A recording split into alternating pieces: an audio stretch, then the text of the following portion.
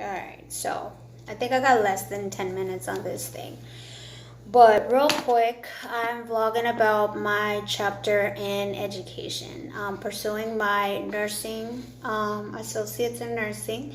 And there is a process to that. So right now I am basically on step 2. The first step is get your prerequisites out the way. And based on the location where you live, it's different for everybody. The second test is take your pre-nursing exam. And that's kind of where I'm at right now.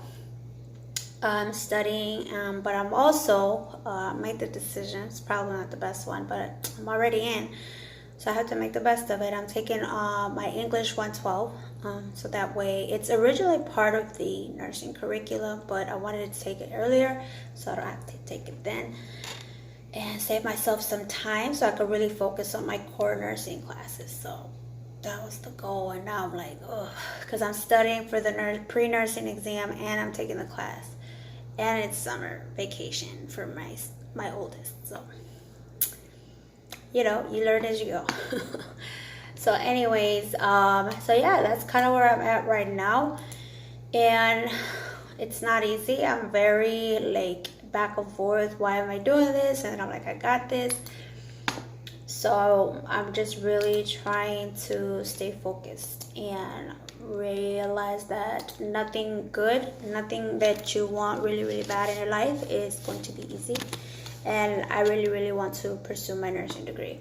I feel like my nursing degree is not where I want to stop. Like, I'm really intrigued by the whole field of medicine and patient care, especially, you know, just a lot. There's a lot of reasons, which I'll probably tell you in a later video. But yeah, so I'm really excited about this chapter in my life. Okay, I got 5. Sorry, yeah, I'm kind of doing an assignment at the same time for this. But yeah, I'm really excited about this chapter of my life, and I know that it's gonna be hard. But if you are pursuing your nursing degree, make sure you're doing it for the right reasons, you guys. Like, seriously, if nursing is something that you're curious about, try an entry-level position working with nurses, working in a hospital setting, working in a medical environment.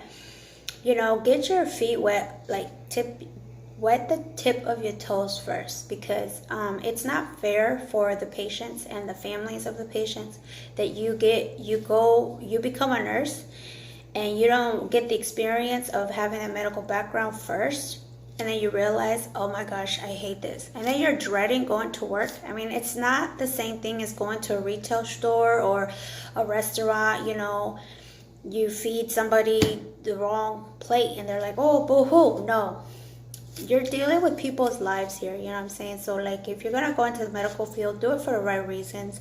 Really ask yourself, is it, you know, do your research on the field and the job description and what it requires of you, and then get your hands dirty. You know, go out there and work with someone and really talk to people in the medical field so you get a good idea of what it is, and ask yourself, do you see yourself doing that and spending so much money working so hard to get a nursing degree, and at the end, if you don't take the time to do that, and you end up hating it, you can't take any of that money or time back. Like, seriously.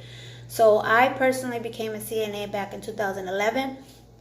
I worked off and on as in a hospital setting. I worked at a home care agency, for several home care agencies throughout the East Coast, and I love it. You know what I mean? Like, I fell in love with patient care, and just it was very rewarding, very satisfying.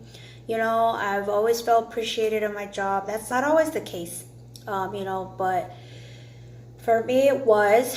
I had a couple rough cases, you know, but you're gonna go through that. I mean, when you work with patient care, you're gonna get patients from all walks of life. You just never know whose room you're gonna walk into. And as a home care, you never know whose house you're going to walk into. Like, they'll give you background and information, but you really don't know the person until you're actually with them. As far as, like, you know, the clients that you help out, patients and stuff. But yeah, I've been doing it for almost 8 years now. And I've been wanting to get my nursing degree like a year after being a CNA. But, you know, life is life. And there's a lot of things in my path that, you know, what made it a little challenging. I am a military spouse, and around the time that I decided to go into the medical field, my son was about a year and a half, and he's 9 now. He's about to be 10.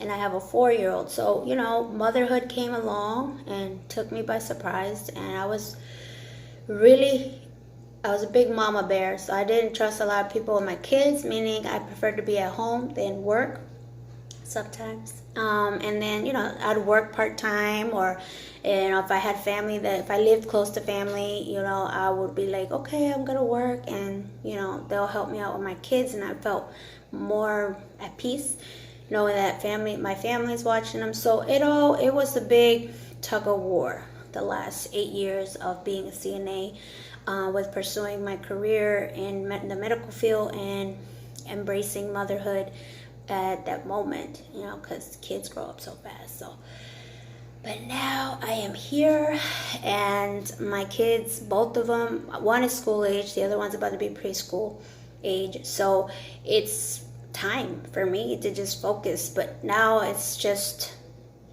I need to let go of that moment, you know.